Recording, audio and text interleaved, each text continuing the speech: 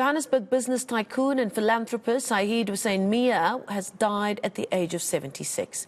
Mia passed away suddenly at his home earlier today. We're joined by his friend Fakir Hassan, who joins us virtually to pay tribute. Fakir, thank you so much for your time this evening, and our deepest sympathies to you and the rest of the Mia family for your loss at this time. But it has given you some time to reflect on the life of a friend that many have called a businessman with a heart of gold.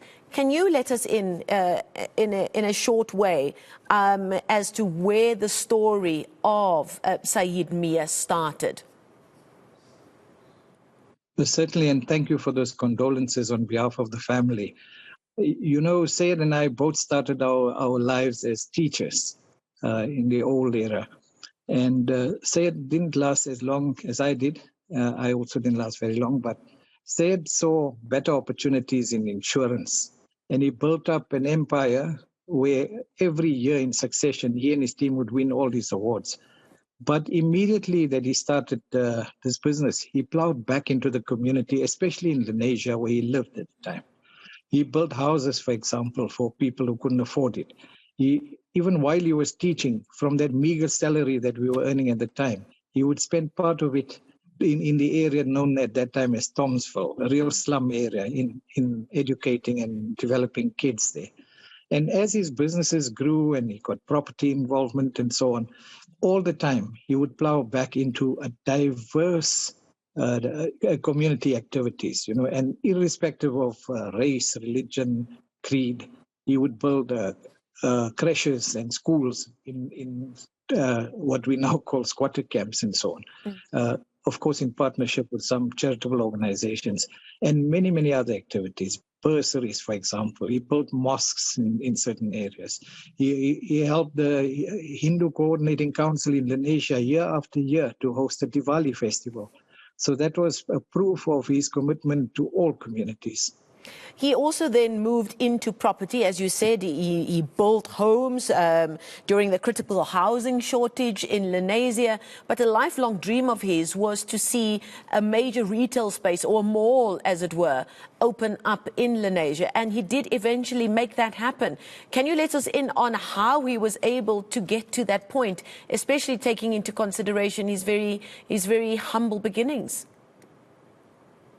Absolutely. You know, from the 80s already, Sayed had been discussing the idea of having a hypermarket type business in Lenasia. As you know, in the apartheid era, this was highly, highly restrictive for any other community, and especially in the so-called townships for the different communities. And Sayed had this dream and he persevered, and eventually with some partners, he built what is today known as a trade route mall in Lenasia, one of the biggest shopping centers in the region. Of course, he opted out of it later on, and others are continuing it. But it was his dream. And I must admit, he shared it with me first when he said, I want to have this shopping center. And I, like many others, were very skeptical of it succeeding. And he persevered and he got there. Now, the brick and mortar parts of his vision will obviously pay tribute to his legacy for many, many more decades and generations to come. But just in closing, how will you remember your very good friend? A personal friend who was always there to assist. You know, my friend Semi Naidu and I started a project many years ago of publishing books recording our contemporary history and placing it free of charge in libraries and schools. And Sayed was always there in the front line to support us financially in achieving this objective. We've done 27 books so far, and I'm sure Sayed's family will continue that tradition, just like he did in all these years. So a dear, dear friend who will be sadly missed, and to Frida and the children, our own condolences. And I hope sincerely that you are granted the peace that you will have to find without him now. Well, we're going to leave it there. That was Fakir Hassan, a friend of the late businessman and philanthropist Saeed Mia.